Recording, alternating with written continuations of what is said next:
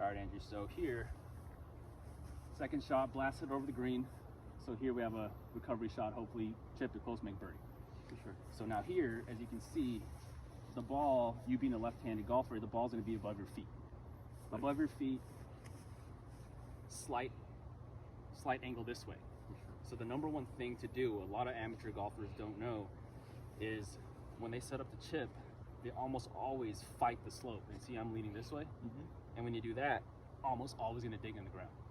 So the key here is always match your spine angle to the contour of the ground, right? So here, obviously it's above my feet and it looks like it's going this way.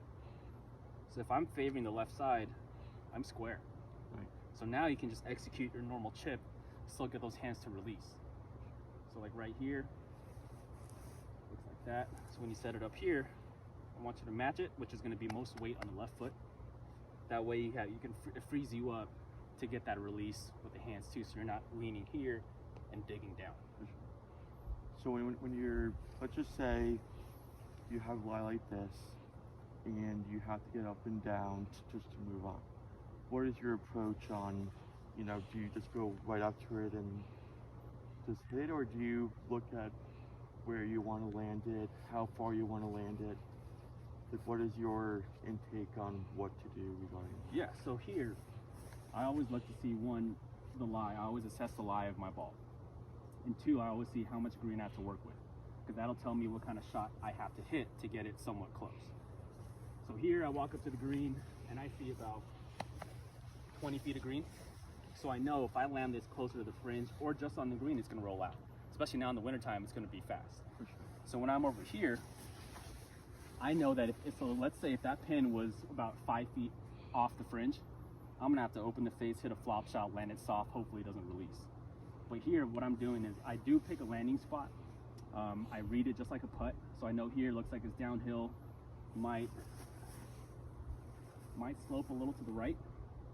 So I'm picking a spot maybe about a foot just past the fringe and about 3 cups left of the pin. And all I'm doing is once I set it up here and then match my spine angle to the ball, I'm just looking at that spot and just trying to rehearse my practice swings to get that ball there.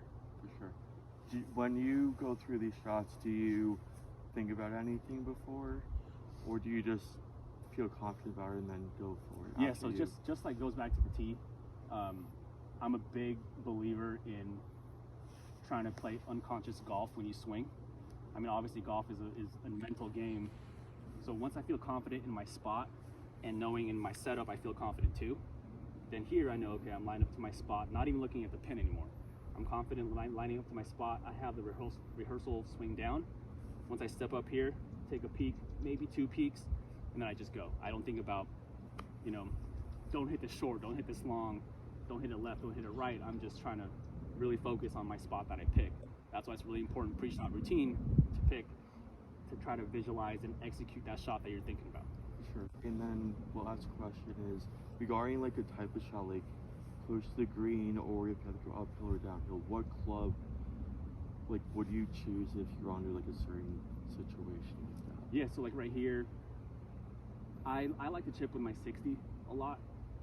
I use my lob wedge and greenside bunkers, flop shots, all that stuff. But here, when I notice that I have a lot of green to work with, I'd probably still use my 60 just because I'm in deeper rough. Okay.